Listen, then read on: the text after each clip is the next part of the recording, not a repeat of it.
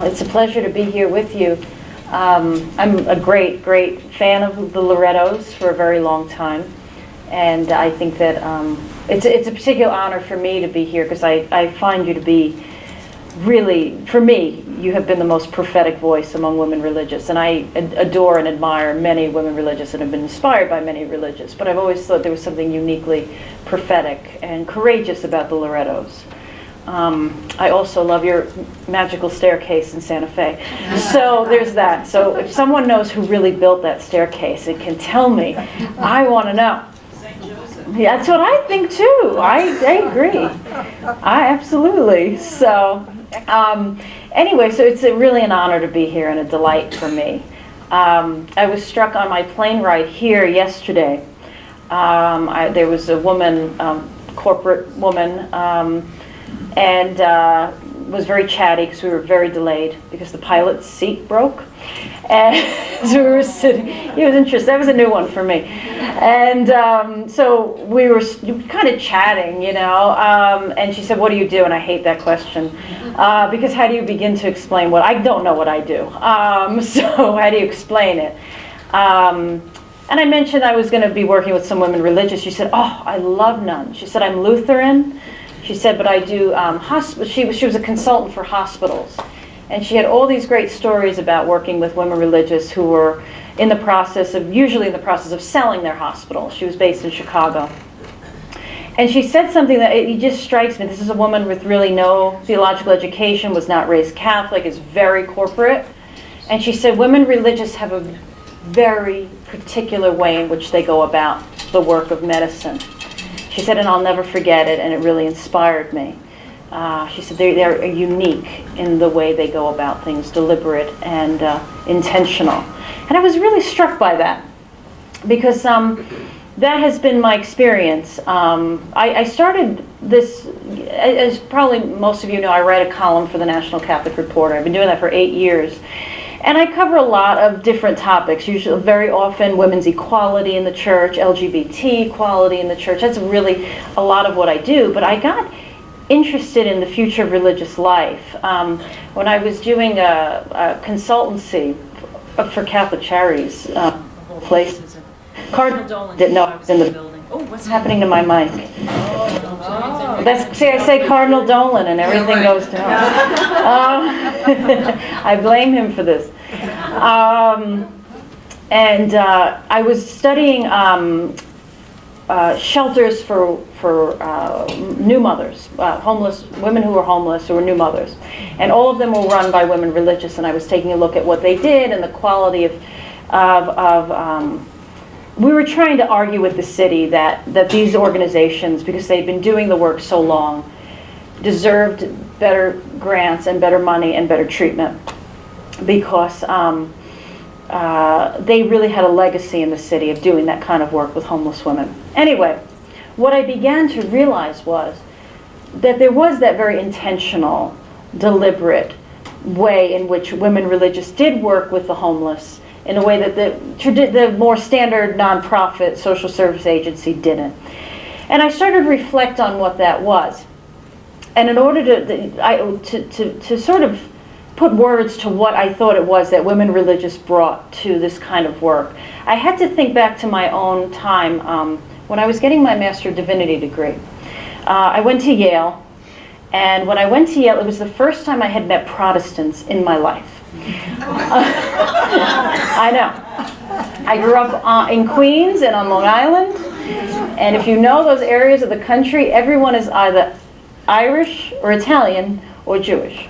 So everyone is either Jewish or Catholic, in other words. And I'd never met a Protestant. And here I was, 22 years old, showing up, you know, in New Haven, Connecticut, and I've got not only Protestant classmates, I got 40 different kinds of Protestant classmates. It was extreme ecumenism is what I call it. And it was an extremely important part of my life because I felt called to ordination. And I was very seriously considering leaving the Catholic Church so I could become ordained. And I was surrounded by women who were getting ordained in all sorts of churches. And I was very struck as I got to know our my classmates who were evangelical from very Calvinist backgrounds, the way in which they talked about God was quite different from the way in which I had learned to talk about God. I went to Catholic high school and I was taught by people who were liberation theologians. When I was 16, I already knew who Oscar Romero was and Dorothy Day, and I could tell you their whole lives. I knew who Teilhard de Chardin was. I got a very rich post-Vatican II Catholic education in my high school. And it shaped me forever, and it shaped the way I understood God and the way in which I saw God at work in the world forever. And when I met some of my classmates, they spoke about God as if God was wholly other, out there somewhere in a very sovereign kingdom, waiting for us. But that God was not really immanent in this world. And I was really struck by that because I'd never really gotten to know that God. And so very far away, and so many of my classmates, they were very earnest and wonderful people. They would talk about justification and sanctification and, the way in which God is somehow working, in that realm to justify us and sanctify us. And it was just so new for me, that language. And of course, because I'm a neurotic New Yorker, I felt extremely inadequate and decided that I did not belong in theology. Because I didn't know this God, and I didn't know this language for God and these activities of God. I knew the God, of the suffering, the God, the crucified God, the God of Dorothy Day who shows up at 3 a.m. on the doorstep, in the persona of a prostitute. That was the God I knew, or Teilhard's God, who was this cosmic God, this body of Christ that stretched out throughout the universe. That was the God I learned about. So I was actually ready to leave the program at Yale, and someone encouraged me to speak to a woman religious on the faculty named Margaret Farley. And I had never heard of Margaret Farley, don't tell her that. But I said, okay, and because I was really going through a pretty heavy discernment, and they said she helps a lot of Catholic students when they come. She's known for this. And it was funny because at that point at Yale, the second largest population was Catholic. The largest group was Episcopal, but we had an Episcopal divinity school, so it made sense there were so many Episcopalians. Then there was this glut of Catholics. It was like 1/6 of the student body was Catholic. It was really interesting. So I sat and spoke to her, and I told her about this dilemma I was having, this language for God, and she said, I said, I think I'm going to go. I think I've got to go to a different program. And she said, Jamie, you stay right where you are. She said, you're just a Catholic. That's all. She said, you're fine. That's all, this is normal. I said, well, what do you mean? And she said, well, what you're discovering is you have a sacramental view of the world. And I said, oh, all right. I'd never heard that phrase. But if you know Margaret's writing, she's very clever with phrases. And this is one of my favorite of her phrases, sacramental view of the world. She said, you have the sense that God is in all things, no matter what, whether you're working with the hungry, or you're working with the poor, you're healing someone, or you're looking at nature, you have the sense that all things in nature are somehow imbued with the life of God, the being of God, and that anything in nature, in the created world, can be an encounter with God. She said, that's a unique thing that comes out of our tradition. Now, not everyone that's Catholic has a sacramental view of the world. I can name many, many bishops that do not function as if they have a sacramental view of the world. And in time, I met so many of my Protestant friends in school who absolutely had a sacramental view of the world, whether they're Presbyterians or Vineyard Church or High Anglicans. It was just a unique way of seeing God. It's an incarnational way of seeing God at work in the world. And it was that moment, that made me really see what is for me, what is most beautiful and true and meaningful about the Catholic tradition. So when I call myself a Catholic, I say I have a sacramental view. That means I have a sacramental view of the world. That's really what that Catholic means for me now, because, I'm still a woman who feels called to, ministry, and the church is still has the door closed. I identify as a queer woman. I'm told I cannot marry in my own church because I'm not capable of a sacramental love. So why would I stay Catholic? It was so much against me. But it's that notion of Catholic tradition, of sacramental life that keeps me saying, yes, I'm a Catholic. I don't attend Mass anymore. I'll go to, Dignity Mass or something like that. I like Mass. There's a liturgy on the margins. I will definitely gravitate toward that. But a more institutional church, I no longer attend it because I just get too upset about the alienation, particularly of women, by the institution. And I can't be present. And Eucharist is supposed to be all about presence, right? So, but that's why I still call myself a Catholic. And I think that notion of Catholic has been given a life and an expression by women religious that I do believe is singular. And I mean women religious, particularly in the U.S. And I in many ways, I often say that I believe women religious have created a parallel church. Because I think the church that you live out is the church that I believe the next generation is very hungry for. All right, and what do I mean by that? And I'll expand on all of this. But what I mean by that, in essence, is you've created small, intimate communities that are non-hierarchical, that celebrate what is best about the Catholic tradition, and by that I mean you're rooted in the sacramental life, and you're grounded in the work of social justice. And I think that is the kind of Catholic church that new generations, and even not even young people, but Catholics of all generations are very hungry for. And that's where I see the future. That's what in my own work, that's the church I long to be passed on to new generations of young adults. And I'll tell you a bit about why. Another big thing that I work on in my issues when I go around and speak to people in the few places I'm still allowed to speak at in the Catholic world is about young adults. And what is it about young adults that churches can't get traction with young adults anymore? And there's a lot of reasons. And in some ways the institutional church is to blame for why it can't get traction. Sure, it's the fact that women are not truly equal in this church, the fact that LGBT people are still shamed for their love, the sex abuse crisis, certainly for young adults. That's the image of church they grew up with.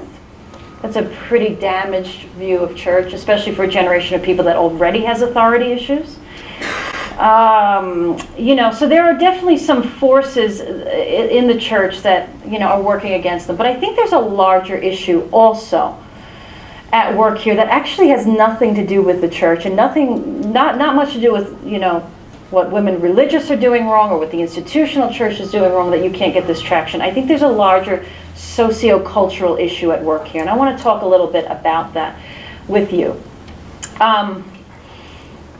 This generation, particularly millennials, the newest generation, so people in their 20s now, are the first generation, and I know this sounds dramatic, but they really are the first generation in human history to grow up in an individualistic culture. All of humanity, previous to this generation, grew up in a village model, in a communal model of society. My grandparents, who were both from Italy, they were both born in 1920, are part of that village, all right? So in that village model of society, which my grandparents and all my ancestors and your ancestors grew up in, your identity is with your community. You don't really have an individualistic identity. You identify as family, and your family teaches you all of your values, all of your beliefs, your morality. Gender roles are very clearly defined in the village, right? With men being leaders, all right, being the provider and the leader, and women being the nurturer and the supporter. So with my grandparents, there was no doubt my grandfather was going to go out and work and earn a living, and my grandmother was going to stay home, take care of the children. She did not get to go to school or anything like that. In fact, my grandmother had an 8th grade education. Because that was what the community decided was the model. You know, my grandparents didn't go out to find themselves. You know, no one told them to go and pick their own religion when they got older, you know. No one would have told them that. It was unthinkable. You did the rites and the rites of passage, and you know, if your family was Catholic, you became a Catholic. If you were Italian, you honored your family's traditions. My grandparents did what their family needed them to do. They didn't get to choose what they wanted to do or who they wanted to be in life. Things were prescribed by the community and by the village. Your role, your identity, your belief system. That just was life. And still in a lot of parts of the world, that's life. That's the way, you know, villages are constructed. That's the way in which people get their identity, get their religious beliefs, get their moral codes. Things are passed down to them. Their very identities are passed down to them by the community. This is not the case anymore with young adults. We grew up, I'm really not a millennial, I'm really Generation X. I like to think I'm a bridge between the two generations. But, you know, I have taught millennials in college. I'm sure many of you have millennials in your family. And there is not that sense of receiving my identity from my community or receiving my religious beliefs or receiving my morality. Young people are quite convinced that they will decide what they believe. They will decide what their moral code is.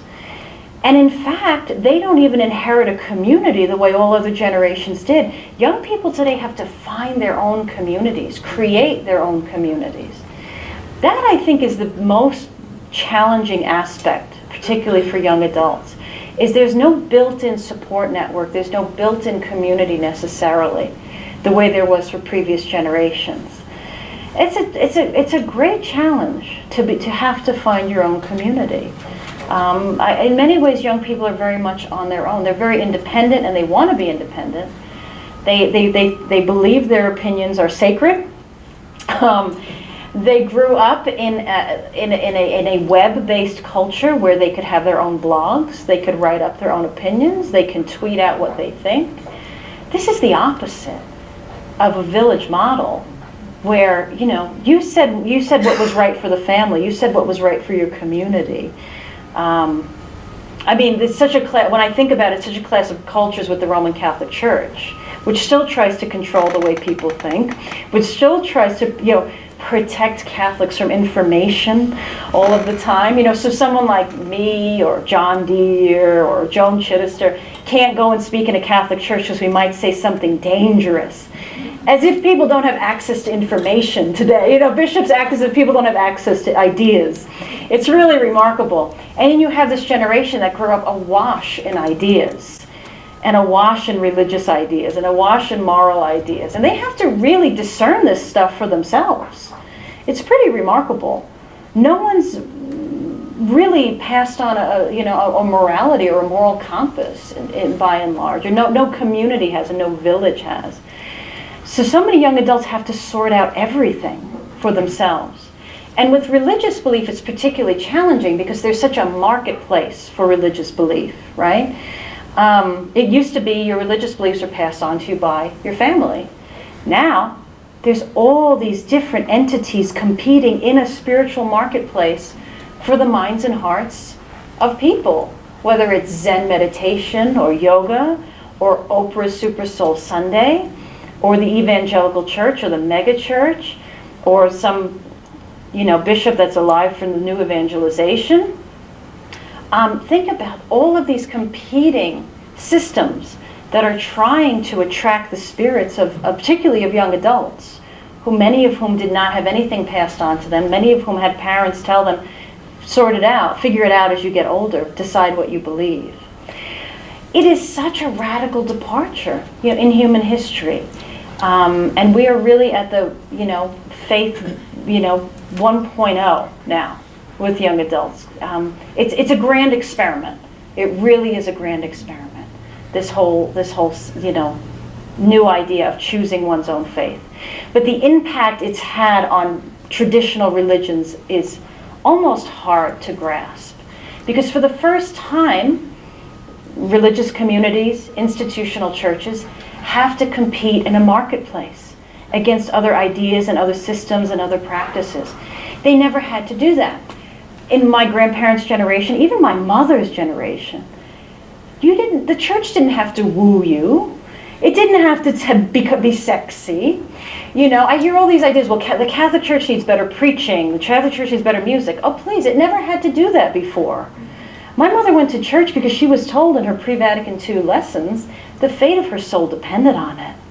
You went to church because you would go to hell if you didn't go to church, There was a certain level of power and influence the church has that it absolutely doesn't have anymore. Try telling a young person if they don't go to church, they'll go to hell. Who are you to tell me where I'm going? It's just unthinkable. Luckily, my mother doesn't believe that. Even my grandparents grew out of that belief, in time. But the point is that the churches just have lost so much influence over the minds and consciousness and hearts of people. But now they have to be attractive. They have to lure people in. And no one really knows how to do that well. No one has figured out how to lure in, young people. And part of it is just because these models, these particularly large parish models, large communities, life commitments, just they just don't mesh with the individualistic culture, with the culture in which young people were raised. So that whole idea of commitment, of sacrifice for the community, of letting go of things for the greater good, is not part of the individualistic culture. It's not part of the individualistic mindset. So in other words, so many of the fundamental principles that made community life work just aren't even in the consciousness of the new generation anymore. It's just not how things work.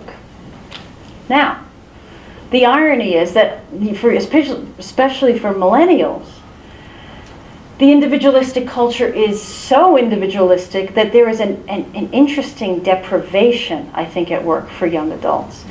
So there is such a deprivation of community, of intimacy, of presence. So even though they have all these freedoms, young adults, and all these unlimited things to choose, and unlimited religious beliefs to practice, so much greater is their deprivation in terms of,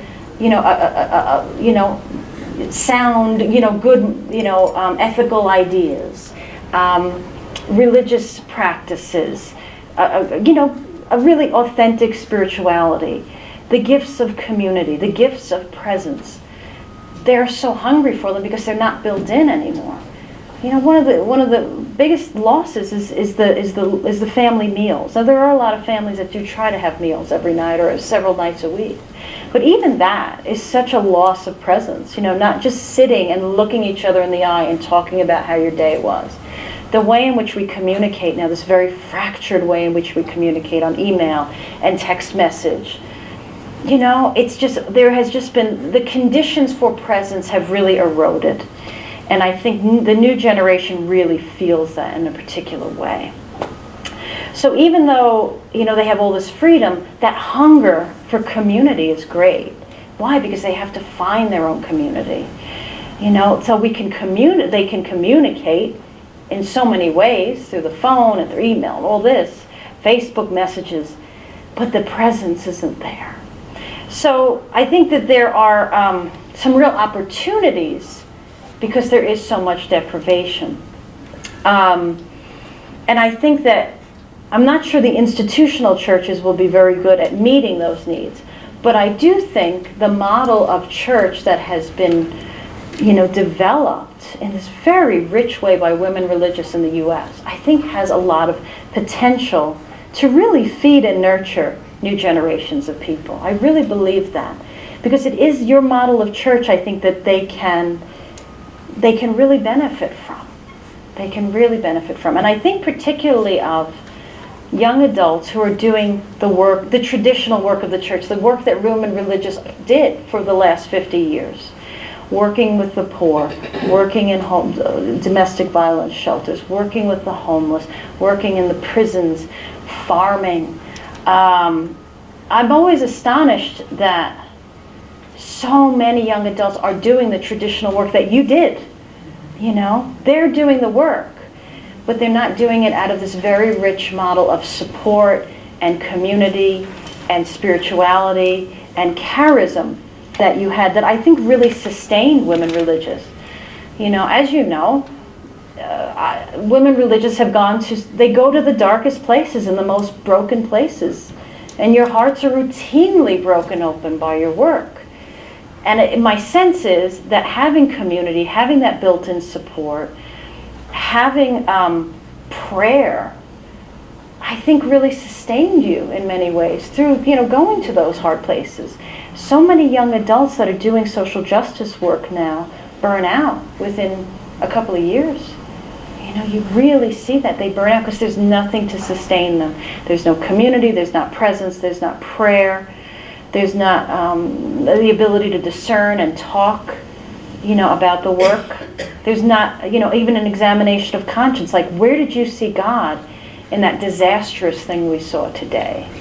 You know, I was running a homeless outreach program in Manhattan, and I had seminarians from the Protestant seminary that would come and work with us, and I had to meet with them every week because when you work with street homeless, you see some really dark stuff, and it's very hard not to absorb that darkness when you're there. You have to know how to process it and transform it, you know, and try to make meaning out of it, you know, because you see so much addiction and so much neglect and so much mental illness, and then dirt and just people being degraded regularly. How do you carry that, you know, and how do you find God in that? Where is the holiness in that? Where is the sacred in that? That's where my training in the sacramental view of the world became very, very useful, because I was able to say, with my Catholic, way of seeing the world, my sacramental way of seeing the world, that I could see the crucified Jesus there. You know, you could see, you know, you can still see God in brokenness. You can still find God in despair and desolation. But that comes out of real, you know, process and support and conversation and dialogue, you know, and caring for one another's spirits, which you have to do when you're involved in this very, very difficult work. That, I think, is one of the great gifts that women religious can give the new generation also. For me, you know, as a young woman Catholic, I am part of legions of young women that have gone into, you know, divinity schools and seminaries or graduate programs in theology, knowing pretty much full well that we have no real future. You know, if you're a young woman and you're and you get an advanced degree in ministry and theology, your job prospects are pretty bad. And if you do get a job in the institutional church, you have to prepare to sign a morality clause. You have to prepare to not speak out about women's equality or LGBT equality. You have to be very prepared to be silent if you want to keep your job. So many of us young women, you know, it's a clash of mindset. And you know, I'm like many young women that did try to work in the parish. I did work in a Catholic parish in Manhattan. Oh, we're getting the feedback. What's it from? Sit up. Should I sit up? Yeah. I'm such a leaner. Sorry. Lean the other way. Fall back. Okay, lean the other way. Sorry, it's my sciatica. I lean. You could see, yes, the Catholic Church. You could actually see the institutional church in my sciatica. When they did an MRI, you could see there's several cardinals actually lodged in my spine that have caused this. Seriously, oh my God! So we talk about somatizing pain, emotional and spiritual pain. But I am part of this group. There's such a large group of young women that are really spiritually homeless. We have all of this education. We have all this promise for ministry. I'm not talking maybe I do, maybe I don't, but I know there are a lot of young women who absolutely do. And we have nowhere to go. We have nowhere to go. We have really no spiritual or religious home. And I was so struck a few years ago, there was so much conversation. I guess in 2011, at the National Catholic Reporter, there was a lot of conversation going on about the future of religious life and what is it. Sandra Schneider's had just put out her, I think her third volume on the prophetic life form of religious life, the history of religious life. Marianne McGivern had written a really good piece about the future of religious life. Tom Roberts, one of our writers and our former editor, had written a really good piece about how the very conservative orders of women religious claim that they're so alive with like a hotbed of vocations, and all those liberal women, they're all dying off. And he did a really good study that, do those conservative orders get a lot of young women to sign up? Yes, they do, but their retention rates are horrendous. Whereas, the LCWR organizations get fewer vocations, but they retain better, even though they get fewer vocations. So there was so much good conversation going on. So I wanted to put my 2 cents in. Because I had gotten a bit weary of frankly, hearing women religious say we don't know what our future is. And then talking to young adult Catholic women saying we have no future. And I was like, to me, it's just such a no-brainer that we should start to talk to each other. Your women religious are worried, that the end is coming and they don't know what's emerging. And young adult women, have taken all these steps and can't find a home for all their gifts.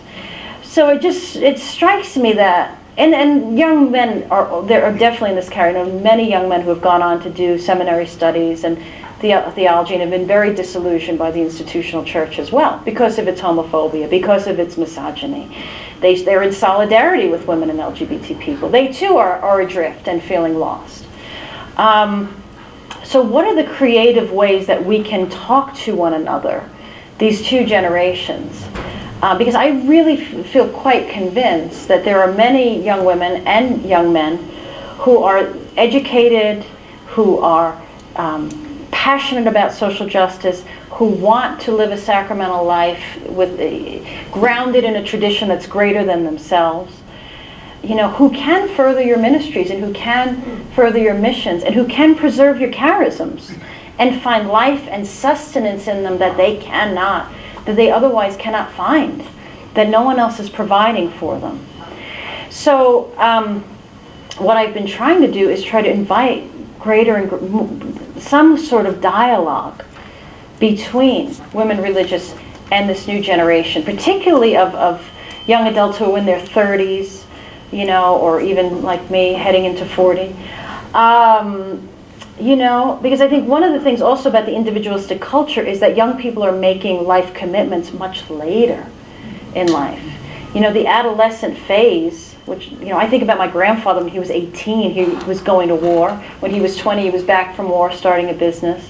When he was 22, he already had 2 kids. My God, it's unthinkable now. The adolescent phase has gotten very, very, very prolonged. People make life commitments later. There's no lack of desire for life commitments. People want to get married like crazy, I find. But they're getting married later, and that's because we're figuring out who we are later. I think that's a big part of it. All of that to say that I think that there are tremendous gifts that new generations of young adults, Catholic and people who just want to be faith-based, who want to do, carry on this legacy of social justice, can benefit greatly from the church you have created amongst yourselves. These non-hierarchical, small, intimate, supportive communities that understand that social justice is also a spiritual practice, that go about doing the work with the marginalized and the poor in a way that, yes, is about justice, but is also about honoring the sacred. That includes particularly so many young people interested in ecology. It's a wonderfully sacramental work. I have my struggles with Pope Francis. If you read my column, you know that. But one thing that I do love about this pontificate is the stress on the environment, because he does understand that he does express it in a very sacramental way, and it's a tremendous gift, I think, of this pontificate. So that, I think, is really, the struggle, is trying to create greater opportunities for dialogue with young women, particularly with young women, because I think, we're just, there's a sense of being adrift. And I think that there's a tremendous gift that your witness and your histories offer that can inspire us and sustain us. And I like to think that we too can bring hope to you, to see that the Spirit is still alive. We may not make the same vows that you made how many years ago, because our culture has changed so radically. But I think we do have the heart and the spirit to perpetuate the life and the charisms of your community. Okay, so I was supposed to speak till 1:45 and I made it. So those are my initial thoughts. I often have more to say, but I don't know what it is until you ask me something.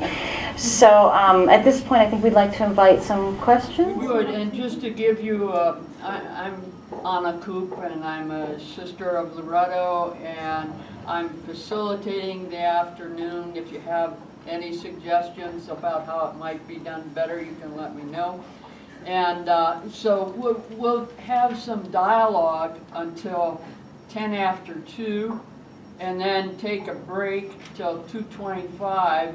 And then we have a bit of a process that we want to go through with you all that hopefully will move us along. So we'll explain that process when we get closer to it, but for now, please feel free to respond to Jamie, and thank you very much, Jamie. Oh, my pleasure. Oh, my pleasure. Thank you.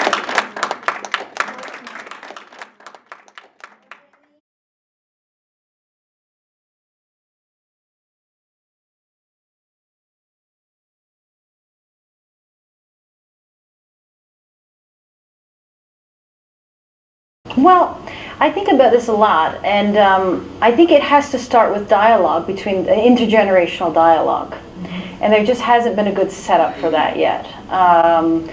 Where I would love to see maybe a team of women religious go out to schools like Boston College or Yale Divinity School, where there are a lot of, Catholics and in relatively progressive environments, who do want to do upper level work in this. I think that volunteer programs are really good with the undergraduates. The Loretto volunteers, I met some of my closest friends are former Loretto volunteers. And I think there's a great value in that. But so many of those Loretto volunteers went on to do graduate studies. And so it's interesting. So is there a way to engage? Once you're at the graduate level, I think, or at the seminary level, the divinity level, clearly there's a sense that one wanting to make some form of a life commitment to this. And I think that's what a lot of young people want. I think they don't want to just live the charism out in the world. I think, and I consider myself one of these people, I would like to really consecrate my life to the work, but it would have to be a renewed form of vow, I think, because I, like many people my age, would like to have a partner or a spouse, I think so I think there has to be certain flexibility, in the dialogue of being open to how will our vows have to change, how will they have to transform to accommodate this radical shift in culture that's going on, that has, transformed young people too. So that's sort of my dream, is just an intergenerational dialogue, to set that up somehow, to have that start happening. That I think would be the first thing, because I feel like young people sit around and worry about what they're going to do, and they have really rich conversations among themselves. And women religious go to LCWR or your team meetings and leadership meetings and have really rich conversations, but we never ever talk to each other. So I think that has to be the beginning, is facilitating that somehow.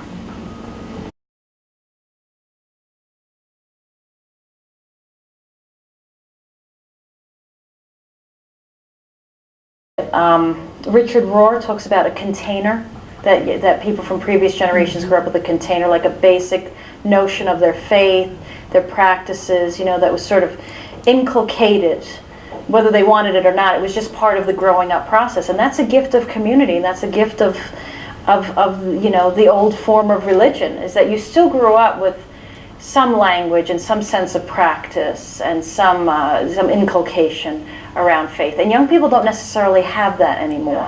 And I do think that there is that lack, and I think because the young people's it's so individualistic, so post-communal, that there isn't really, that there is a desire to be part of something greater than themselves, something with a legacy, something with a history, because they don't feel that connection anymore with history and legacy. And I think that's one of the things they're longing for, because I think things can feel very rootless and very in flux all the time, or as you say, willy-nilly. And there is no sense of history now, that they're not connected to some greater past. And I think that's also a gift that Loretto can give. I mean, I was on the first floor looking at this extraordinary legacy of women in this country.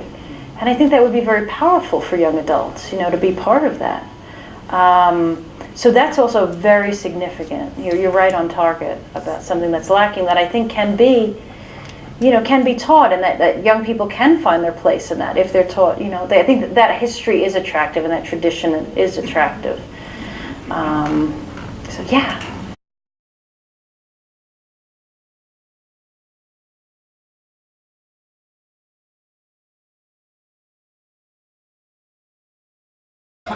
Yeah, I think it's there's a couple of things I would want to say to that. The young people I'm thinking of probably don't fall into those categories. The young people in the more progressive schools and the more, slightly just more social justice oriented young people. And those are the ones that really are utterly homeless and have no institutional support whatsoever. And they graduate with $100,000 in debt on top of that. Now these young people you're talking about are very, very interesting. I think in terms of the seminarians, the guys that are going to seminary and coming out, well, they're not coming out. That's the problem, isn't it? Sorry, I couldn't resist. I apologize.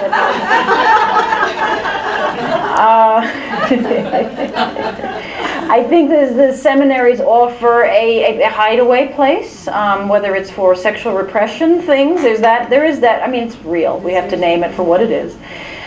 But I think there's also, I think that for a lot of young people, there is this sense that things are rootless, things are in flux, and I think that's very scary. And I think that some young people have a reaction to it. So it's almost a reactionary movement. And the seminaries have become, the Roman Catholic seminaries, have become really the last bastion where you can, enter almost a time warp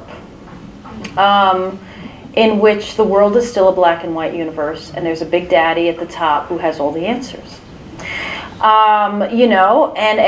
It's a remarkable thing. And I think it gives a sense of stability and a sense of root and a sense of history that I imagine is quite comforting.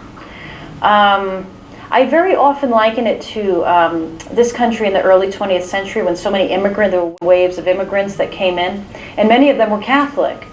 And Robert Putnam, who wrote Bowling Alone and all these great books, like great sociologists, said at a conference I was at years ago, he said, if the U.S. didn't have the Catholic Church, it would have had to have invented it, because the welcome center it provided for immigrants could not, was almost, could not have been created. It was so remarkable. Because, think about these immigrants coming in and everything is foreign, the language is foreign, and the culture is foreign, and they're being treated as, they're being maligned by the people who are already here. And inside the institution there was this sense of sanctuary, of safety, from what must have felt like absolute chaos and fear. It gave a sense of order and stability. And I think that in many ways the Roman Catholic Church now does for these young people what it did for immigrants years ago. It gives that sense of order and stability and comfort and sanctuary that they are looking for. And so, I mean, I got that sense, you probably saw years, remember when Oprah fell in love with these conservative orders of nuns? Do you remember when this happened? Good God Almighty, I mean, I just wanted to scream. Because she thought, oh, they're marrying Jesus and it's so special, and she got really, really excited about it, and I was like, oh, Oprah, these are 18-year-old women, and they, clearly, I mean, just watching them on camera, they were troubled in their hearts, and and they were clearly, to me, I'm not saying that God wasn't working somehow through them, but there was that sense of, I like this, I like the stability, I like the rigidity, I like the order, I like the sense of root, so I like being told what to do. And I think, to me, the great miracle, and I hope that it has to be recorded in books and videos, and some people have done it really well, of women religious today, is that you came from that place.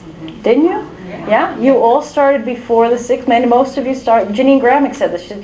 We were doing a panel together. She said most women religious joined the order before 1960. Most of our women religious today, they joined in a very different world, a rigid world, an orderly world.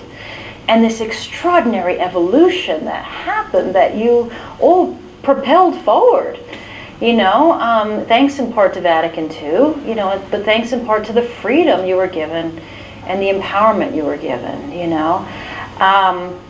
I don't know, I guess one could hope that could happen with those young women, but I just don't know if that's why. I think they're going in it for reactionary purposes. And so I feel like the institution will take care of those young people. Will always, it's there for them, and so my focus is always on what about all these other young adult Catholics who really do have an authentic calling to live out the sense of the kind of church you have lived out, to live and dwell in that kind of church. What do we do with them?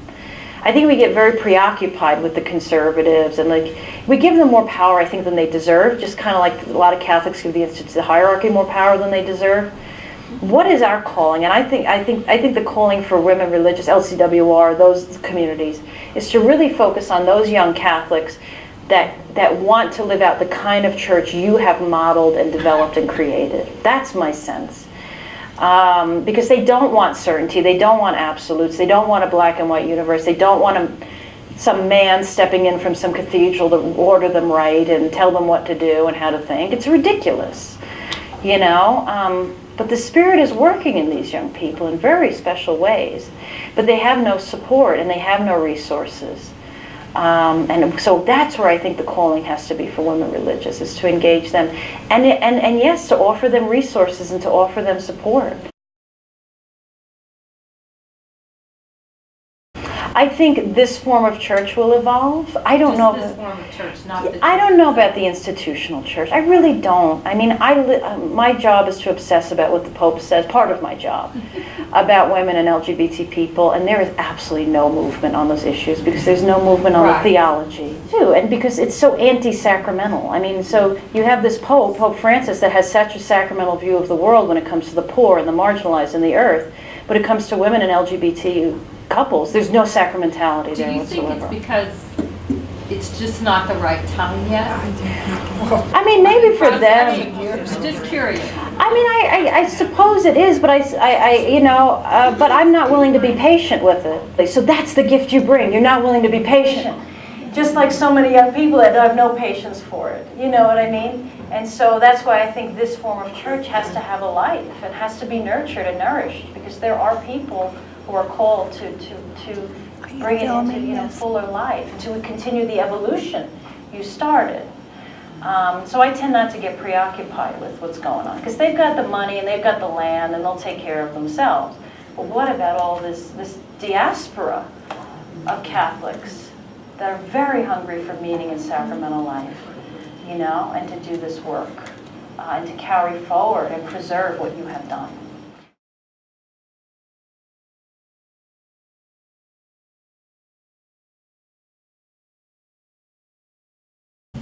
I heard so many things that I want to revisit, so I apologize if this isn't as smooth as a formal presentation, but so many things came up for me in each of those exercises.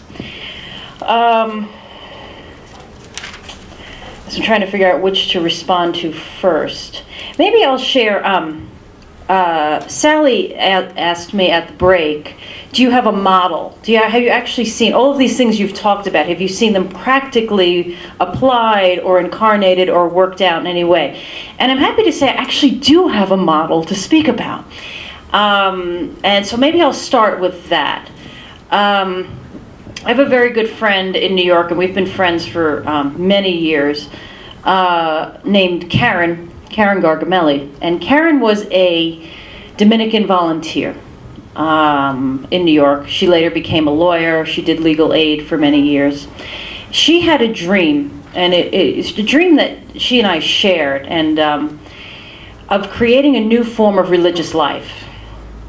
because she very much wanted to live in form an intentional community, but not just any, intentional community, because there are actually a number of them around, as you all know. One that was grounded in the Dominican tradition, because the Dominican tradition meant so much to her, and her time as a Dominican volunteer was so formative. So she set about for years trying to find an old convent to form this new religious community, because we knew so many young adults who were doing social justice work in the city who wanted something more, who wanted to live in community, to share resources, to share prayer, to have all of the things that really traditional religious life had, though not necessarily with the formal vows of religious life. It took her years to find, because part of this is because it was New York City, and if you know about New York City and property, a place where, land goes for, I think, well over $1,000 a square inch if you want to, buy anything. But we also live in a city where the Roman Catholic Church is the largest landowner in New York City. And as you may know, our esteemed Cardinal Dolan has had a great plan to assess all of the parishes and, maybe close a few, And of course he went through with this plan, and I think 58 parishes are going to be closed in New York City. Now he is sitting on billions of dollars in real estate, right? And we're pretty sure that eventually, all of those properties will be sold, but he's a very clever, shrewd individual in these ways, and was able to create language to make people think that things are just going to be consolidated and merged and nothing would be sold and don't you worry and all that. But we know, the writing is on the wall, and eventually, the archdiocese will eventually make hundreds of millions of dollars on this property. And it drove Karen crazy. She's like, why can't I just get one convent? Where I can create this new form of religious life, we can live in intentional community, and we can have Christ rooms in the Catholic worker tradition, where we have 2 or 3 rooms set aside for people who are in particular need of, temporary need of housing. Anyway, through several miraculous things, what is that? That's not me this time, right? That's someone outside banging. Okay, good. She was able to get an old convent on the Upper West Side of Manhattan. Because there happened to be the right pastor at the right time who fought not to sell the property, and drove the parish council crazy because they were in debt, and this convent would have gone for $30 million easily. He's paid off all their debts and put them, given them a really nice endowment. But he decided to rent. But the only way that she could rent it was if the Dominicans would sponsor her, because they had the 501c3. And she would have to promise, she would also commit to housing some of the Dominican volunteers. And she managed to get the Dominicans to agree to this. And they were able to sign the lease, which she could not sign the lease. And it's a 21-room convent. It was in utter disrepair. She was able to gather a lot of people, volunteers of goodwill, to come in and clean and paint and prime. And it was an unbelievable project. And they pulled it off in about 4 months. And it started with 4 young adults in their 30s, all of whom had work, herself included. And then 3 Dominican volunteers came in and lived there also. Anyway, it has really, really grown in remarkable ways in just 1 year. They had 3 Dominican volunteers with them. They developed a soup kitchen for the parish. They created a CSA. They have a farm in Goshen, New York. The Dominicans have this farm, and they created a CSA with the farm. So they're bringing down the produce and giving away. The parishioners were buying into the CSA, and the excess they were using for the soup kitchen. So really marvelous things happened in a very, very quick amount of time. And so she and I are actually developing a presentation with my theory and my theology and her practical thing. And we're actually debuting it next month. With the Dominican leadership has invited us. Actually, they invited me randomly to come speak. And Karen and I were having coffee, and she was telling me this whole thing. I'm like, why aren't you coming? So we proposed, and they said, yeah, have Karen come, because that'll be the practical application. We've just patching this all together in the last couple of weeks. It seems like that's how good things happen, though, sometimes. You can have your strategic plans and your long-term goals, but then you slap something together in this very creative, slightly chaotic way. And I think magical things happen. So anyway, that's what we're working on right now, because what we have looked at is that in the history of religious communities, they always rise up out of dissatisfaction with the old order. Things break down. All of the Franciscans came about as a result. The Dominicans came about as a result. I'm sure in your own history, you were founded because someone was dissatisfied with the old order and wanted a new way. So it's not like even what we're doing here is something new. There's a very rich tradition that goes back over 1,000 years. Even Buddhism, I mean, a lot of people don't know that about Buddhism, is that Siddhartha was very dissatisfied with Hinduism and the spiritual practices of his own day. He sat under that tree until he figured out some kind of new enlightenment. You know, I mean, all religious traditions, all religious communities and orders come out of dissatisfaction with the old and the need to grow and the need to allow the new to emerge. All right, so what we're doing here is just part of a very, millennia old legacy. It feels new and it feels scary, but it's really actually quite an old thing to do, what we're doing. But it's, the pain, the growing pains and the pain, the fear. So that is what Karen is doing. And so what did it take? Well, it took the Dominicans, which is, they have just, there used to be 5 communities in New York, and they all have had to, they have, merged all together. Now there's one community up there. They have a lot of land, a lot of property, but they did not have a convent to give, because the archdiocese owned everything. They owned all their property. So this was one of the great agonies. So it was just because of the luck of this pastor being willing to trust this, the willingness of the Dominicans to sign that lease, and because they had their volunteers placed there, they were able to contribute toward the rent to the parish, because the rent to the parish is quite high. I mean, not considering what they have by New York City standards, but it's about a $5,000 a month rent. So the Dominicans pulled together what they would have contributed toward each volunteer, right? And then the 4 young adult community members, Karen and the other 3 people, pulled together their salaries, and that's how they're able to pay the rent. And yes, it's a little bit tenuous, and it's a month by month thing, but they're doing pretty well, and they've been inspiring people, they're getting volunteers, they're doing pretty well with their fundraising. But it took some sacrifice on the part of the religious community to trust. Now, what do these young people do? Well, they work their proper jobs. Although Karen has been so busy coordinating all this that right now she isn't working, but the community funds her. So the other community members support her because they know what she's doing for this group, right? She does want to go back into legal work, though.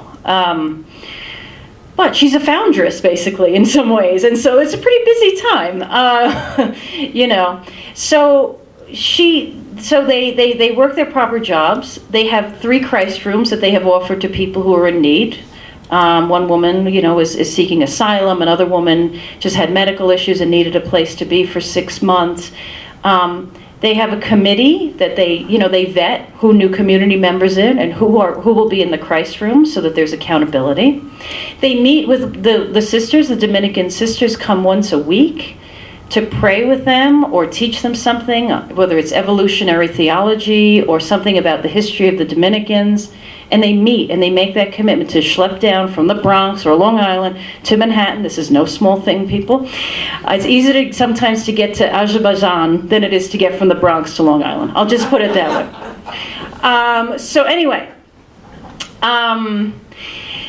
So it took a big, a commitment on the part of these elderly Dominican women also, but they meet with them weekly. Now, what has happened, interestingly, is this group used to be connected with the Berrigans, and these Jesuit priests. Now, they have all died in the last year, all the Jesuit priests. They used to have a monthly Eucharist, but all the priests died. So Karen and her other religious community members said, we're going to celebrate liturgy.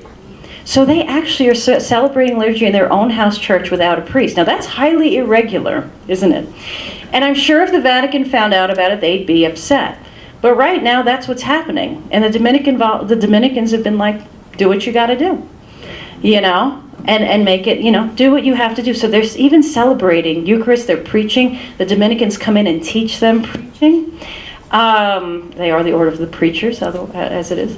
So anyway, my point here is that it's a wonderful example of the Dominicans allowing Karen to sort of explore what she needed to explore, helping her with the really important logistics, signing that lease, putting some money, putting into care the Dominican volunteers, being willing to come once a week to do teaching or to pray with them or teach them prayer and support them in that way, so that they're still living out the Dominican charism, but also giving them that freedom to be able to develop, and even allowing them now to practice liturgy, to preach, and do things like that. So and then allowing, making partnerships with their farm, to create a CSA. And they're also working really well with the parish. So now I don't know if the pastor knows about the liturgies once a month. Who knows what he knows and doesn't know, but apparently he can step away and be disinterested enough that it's not an issue. So, this is a very rich, emerging example of what can be done. The point is that the religious communities have to be willing to invest money, resources, land in these young people. I gave a speech at LCWR in 2012 that had a really remarkable impact on all the sisters gathered there. And it was basically, I said what I said to you at 1 o'clock. And I wrote it, and the way I read it, I don't know what happened, but the women religious loved it. So many of them wanted to talk to me afterwards. But more than one came up to me and said, "We know that you also will want our money and our land, and we're not willing to give that to you. You understand that, right?" And it was very jarring, but it was very real. And, well, I'll leave that aside. But anyway, some of you may know some of the women who said this to me. None of them are in this room. But I was like, wow. And it is. I think there's a certain letting go of resources and investment that has to be made that is scary. And it does involve land, and it does involve some money. And it involves, you have to be willing to invest. And that I know is very scary. Now, I think the Lorettos, more than anybody, have been willing to let go of power in the way in which you do co-membership, and the way in which you want to, incorporate civilly. I think you're ahead of the curve very much in the way in which you're willing to allow, women who didn't profess real vows to take power and to have some decision-making power. But I think that's more and more what's going to happen. There has to be a certain amount of risk and trust if this is going to flourish. And I certainly saw the Dominicans do that quite well. And they're still it's still a process with them. I'm not saying they have it perfect. There's still tension and frustration around these issues. And it's not a done deal with the Dominicans. But it is a really interesting example of slowly allowing, because Karen started out on her own, and slowly the Dominicans have been giving more and more and more to the program. There's been a process, but it took really Karen's gumption to get that going. So I think that's a really interesting model. But again, in terms of, I've heard letting go of fears, that's a very big thing. But there has to be investment, in it. Part of the, one of the biggest issues that I know a lot of young adults have is we don't have the security, that women religious had, having housing, always, not worrying if you lost your job, there was going to be a community to pick you up. If you got sick, there would be someone there to care for you. There was medical insurance and cars. I mean, it's an extraordinary support system that women religious have provided one another that we young adults absolutely do not have. And you just can't live out a mission and a charism and not have those supports in place. It's almost impossible. So there's a certain, the way you care for each other is something that young adults do not have. We just don't have that infrastructure and that support. I have lost my job. I've been fired from a church. I know, it's shocking. And there was no one to get me, no one to pick me up, and I've got to pay my health insurance, and I've got to pay my car insurance, and I'm basically a, spiritual hustler. So I've got 6 part-time jobs. Sorry, 5, we counted earlier. I have 5 now, but I'm looking for a 6th. I have to pay the rent. I have, there are things that I'm completely on my own. And the beauty of what Karen is trying to do is they do support one another if anyone falls short for that month or whatever. So, I think there's something to be said also that young adults, not only don't have a spiritual home, they don't have that support. They don't have the financial support, the housing, the medical, none of that, the transportation. That sort of is a given in religious communities. Not to say you don't work hard for it, not to say, you're not very careful about how you, stewardship of your own resources, but it's just not there, for us at all. And that's a huge, huge issue about making, being able to live out your charism and your mission. I was very curious when you talked about meeting with the Loretto volunteers at the Mother House recently. As I said, some of my closest friends are former Loretto volunteers, people I really adore. I'm curious, to what extent you have asked them, what more can we do for you? Once the year of service is over, how can we continue to support you? To think creatively, just start with them. We talked about starting in graduate programs, but why not talk to your Loretto volunteers, your graduates, about how you can maybe form new forms of religious life, or what their ideas are. The great thing about millennials is if you ask them what you can do for them, they will tell you. It's one of the gifts of individualistic cultures. People are very in touch with their needs, and very willing to communicate what they need. It's pretty remarkable. And I find that people, it's not until they're in their mid-30s, late 30s, that they begin to know themselves well enough to know what they might want to commit to, with these sorts of things. It's again, people come to this later in life. Most women religious joined when they were about 18, maybe even younger. So the notion of personal development and willingness to make commitment has become a much more drawn-out process. I did not even know. I was born an old soul. I wanted to be a priest from when I was 14. I did not know the treasures of religious life until I was in my mid-30s. It wasn't even a thought to be a co-member or an affiliate member. I came to this very late. I'm 39 now.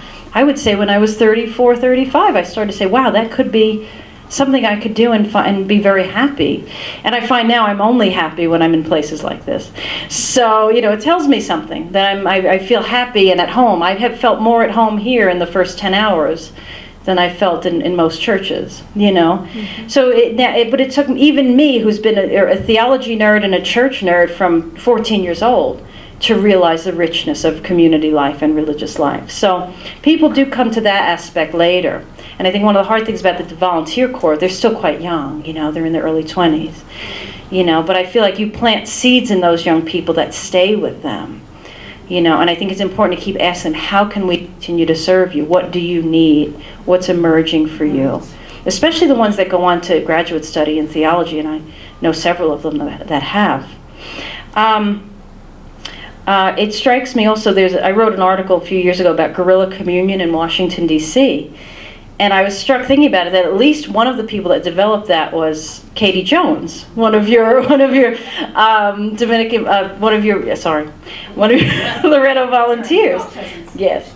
And Katie Jones and two other young women developed this monthly potluck. And they did it in D.C. because there's so many Catholic organizations in D.C. and Catholic schools and Catholic, graduate programs in theology. And they were getting, monthly potluck. They didn't do any real formal prayer. It was more of just eating and talking and being, quiet and present to one another thing, laughing, having fun. As Katie would say, collection of weirdos. And that was, I think, very fulfilling for a lot of those young adult Catholics. It was a way for them. They had, shared values and shared work. They were all involved somehow in Catholic social justice work in some way or another, whether they were at Catholics for Choice or Franciscan Action Network or students at Georgetown. And they just got together monthly. And it was very, very rich. And some of them started to live in intentional communities and apartments together. So I think that there is, there's a lot that can be done. But the resources are needed, and I think all women religious communities, when they talk about what they're doing with their land and what they're going to do with their money, need to think about investing in these young people. I really believe that, and not be afraid to give them increasing power. So there's that. And then I just want to say one more thing, and then we can have more dialogue about the word Catholic that struck me. because you are so inclusive and interdenominational, and I think it's really fantastic. I'm sure you all know Ilia Delio, the writer.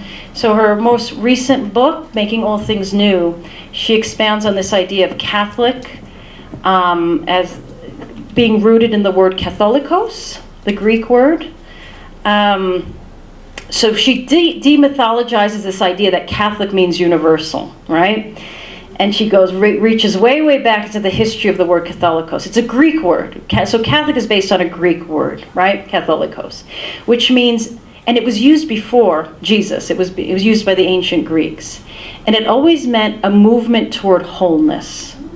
All right, being or moving towards the whole. W-H-O-L-E.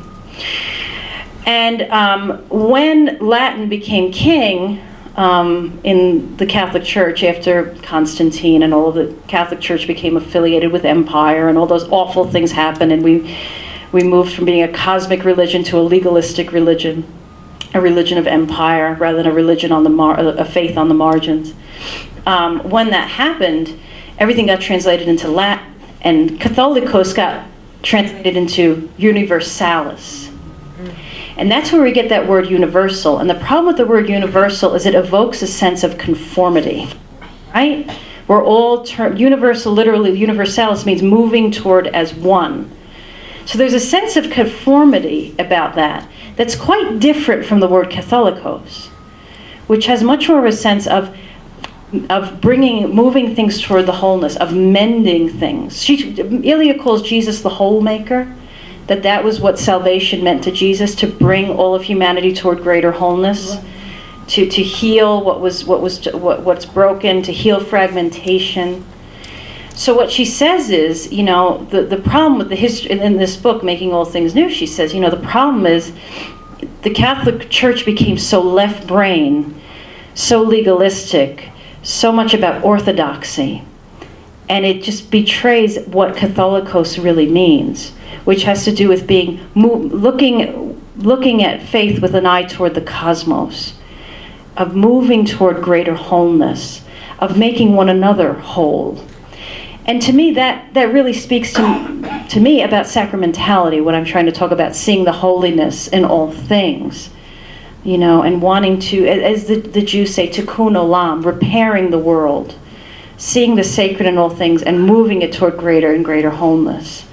So to me, if you're going to be Catholic, I think that's the best way to be Catholic. It doesn't have to do with orthodoxy and legalism and rules and regulations. It has to do with wanting to create wholeness in a fragmented world. So I found that to be a very rich idea, and something you might want to think about when you think about what does it mean to be a faith-based organization. Is that what your faith is, about creating wholeness, repairing the world, honoring the holy and the God that is in all things? Because that's really what our social justice work is all about. Is creating greater wholeness. And we're motivated by the fact that we believe God dwells everywhere. God is everywhere. It's even in the Baltimore Catechism. Question 13. God is everywhere. We have an institution that makes its money telling people where God is and where God isn't. Right? God's not there. God can't be there. God can't work in the body of a woman. God can't work in the same-sex couple. You can't get Jesus. You can't get communion. It's outrageous. This is a sacramental faith, and we're acting. The institution acts in the opposite way. So we need to be the antidote to that, and to instead say, no, God really is everywhere. Whether it's a place of brokenness, to honor the sacred everywhere that it is, and to move us all toward greater wholeness. So I think to me that is what, it means to be truly a progressive and faith-based community.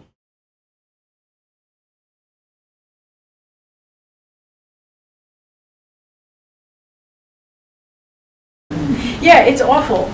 Because even Pope Francis himself has said, don't sell the convents, don't sell so you could even appeal to Pope Francis on this and say, this is what he's saying, is be good stewards of your land and your property, and I mean, Francis would probably say, give it to the poor, make it a homeless shelter. But I think that some of the most marginalized people in our church are young adult Catholics who feel called to serve the church and are told they cannot. Or constantly turned away empty by this institution.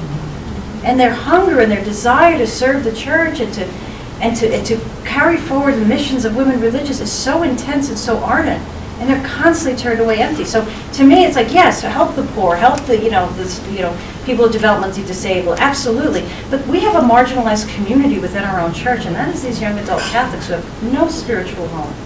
They need our resources too.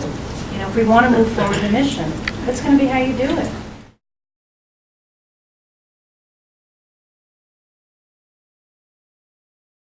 I think there's a couple of things. I think the celibacy it's real and it has to be reckoned with. And I think it's because, young adults grew up in a culture, with less sexual taboos, with more a sense of marriage can be an equal partnership. We grew up in a much more a lonely culture where we want a partner of some kind. And I think partners fulfill a need that community perhaps can't in our minds. So I think it's real. I think that people, they want to have healthy expressions of their sexuality. And I do think that, I'm not saying you're unhealthy, please don't get that impression at all, please. No, we are not. But I just think that, there's more of a desire to integrate sexuality, eros, romantic love into our lives. I think that's first. I think obedience is a very big problem. I think it's a very scary word for a product of an individualistic culture, which has had a sense that their voices are unlimited, their opinions are unlimited. They can have a blog, they can have a Twitter. The idea of being told you can't say something, you have to surrender your will to the will of the community or to a superior is like, are you kidding me? I mean, I have to do that at work, but I don't want to do that in my life, also. So I think that obedience is a really big issue, and it has to kind of be rethought and reimagined. What does it mean? I know you do consensus and collaboration, of course, but I think there's a sense that what does that vow mean? I also think the power of the institutional church is a major turnoff, and the fact that these men can walk in here and undo 50 years of extraordinary evolutionary work is an outrage to young adults, especially given that they have absolutely no power to be in that man's position. Because they're gay, openly gay, or because they're women. The fact that this man can walk in and shut me down, I just think that vision of authority just doesn't work. I think it's an outrage. And I don't know many young women that are willing to be lorded over by men that way. Not that you're lorded over by men, please don't get me wrong, I know you're not. But that inquisition was very serious. And I'm not going to lie to you, I prayed to God that everybody just walked away from the institution. I really did. I wish that everybody had said, no, we're not going to play this game. But that goes into what you were talking about fear and how these guys get, they get into your head. I mean, I know several women religious that I admire, some of the most brilliant minds I've ever heard, that are terrified of being excommunicated. And I'm like, but you are a genius. You taught me that Eucharist is everywhere, that God is everywhere, that sacrament is everywhere, that no one can push you away from God's table. And you're afraid of excommunication. So that shows how deep it runs, I think.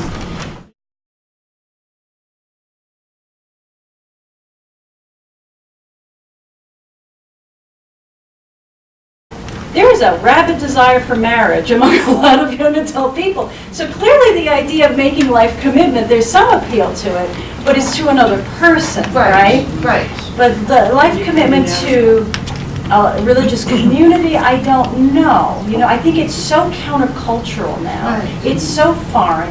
A lot of young people don't have the container that you all had. You knew what religious life was. You knew what nuns were. But it's not in our consciousness anymore. So I think it seems so exotic to make a life commitment like that. So but yes, I do believe there is a place. Temporary vows would probably be a very good way to think about a renewed form of religious life. I think Karen was thinking of doing maybe 2 years at a time with the opportunity to renew. She's still actually working out the whole logistics of that and looking at. Do you know Sister Kate Kunstler, the canon lawyer? She's a really interesting person. She helps sort out a lot of parishes that are facing closure. But she's also an expert in vowed religious life and the canons around that. And sort of figure out, is there a place in this for this new form of religious life, that can have vows like that? If you wanted to be a vowed community, of making some sort of solemn commitment, even temporary, is workable. So there's even a place, I think, for that route.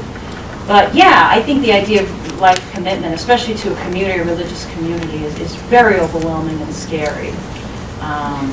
So I think that has to be a part of it, is flexibility in that area.